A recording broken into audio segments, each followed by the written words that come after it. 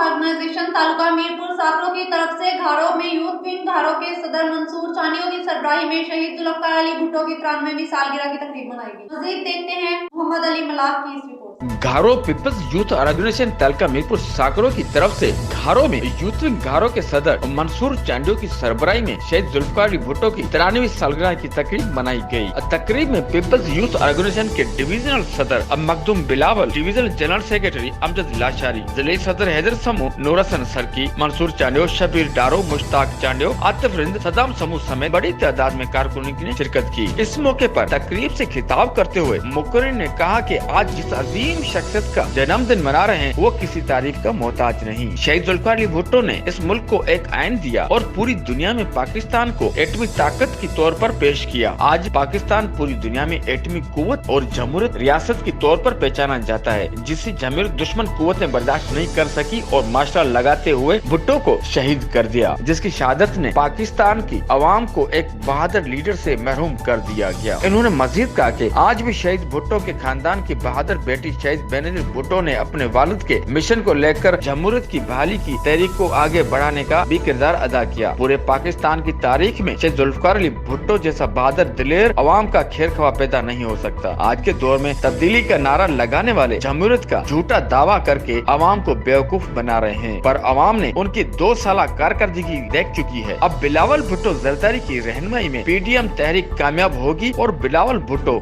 आइंदा हुकूमत मुल्क के वजीर आजम होंगे। तकरीब के इख्तिताम पर सालगिरह का केक भी काटा गया। कैमरा टीम के साथ मोहम्मद अली मल्लाह, राज न्यूज घारो।